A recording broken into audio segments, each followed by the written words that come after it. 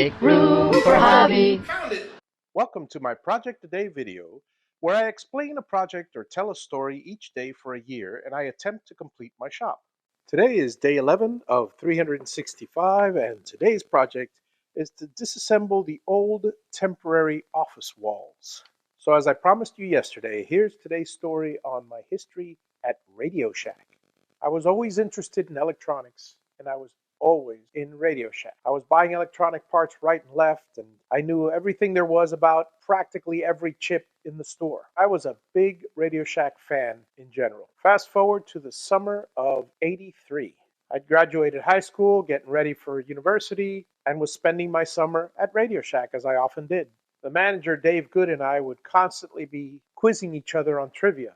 This is decades before Google and any type of instant search program. It's basically what you had in your head is what trivia you knew. And this man knew a lot of trivia. Every now and then, when the store was empty, we'd switch on one of the TVs and watch Jeopardy, and he'd get every single... I mean, he was his own Ken Jennings. It was fantastic. The man was a trivia genius. I really enjoyed his company. I really enjoyed being in the store.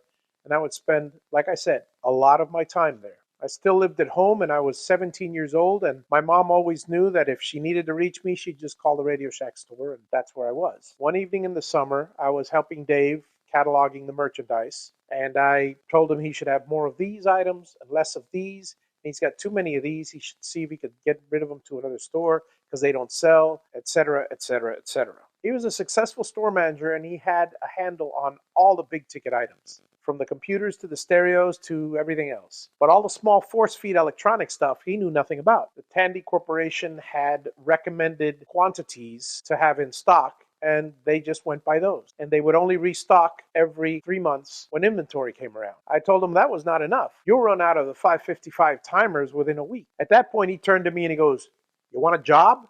I told him I'd still be 17 for another few months, and he said, "Oh, that's okay." So I went down to the district office in Colonial Drive, filled out an application. The following week, I was working at Radio Shack. I didn't need an inkling of training because, frankly, I practically lived there. Within a month, still 17 years old, I was doing the daily reports for Dave. I loved working on computers. He loved to have the extra help. I like to feel I was a good Radio Shack salesman. Nothing makes me happier when I go to any store than someone who enjoys their own product and someone who knows their own product. I had belief in just about every product that Radio Shack sells. And when I didn't have a belief in a particular product, I was honest about it and would usually upsell to a better product. I was working at Dave's store for a couple years, and one of his fellow managers from the Red Road, the Red Bird store, called him. Now, that store in particular was very close to the Coral Gables community, which was extremely well-to-do Cubans. Many of them only spoke Spanish.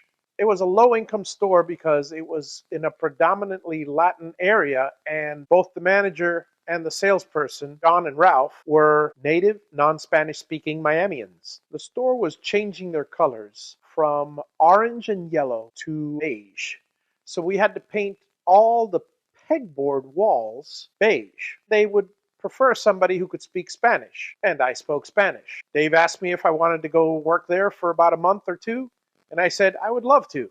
It was a change of pace. Immediately, the two non-Spanish speaking Radio Shack, the employee and manager, within a week they called me Oye. Within that same week, I called them Gringo. Obviously not in public, but a Spanish customer would say Oye, which means hey in Spanish, calling one of us, and I would always answer. Hence, I got the moniker Oye. And if they're going to be calling me Oye, I certainly am going to turn around and call them gringos, which to me, like redneck, has always come to be a term of endearment and not an insult in the slightest. So whatever you may think, there was certainly a lot of love there between us. I got to know them real well. In fact, Ralph, later I used to know him in the CB breaks and in the Ham Fest. It's been a long relationship. So that's the story with me and Radio Shack when I was working with the gringos who called me Oye. Now, there's more to the Radio Shack saga, but I like to keep these videos short, so I'll continue that on part 2.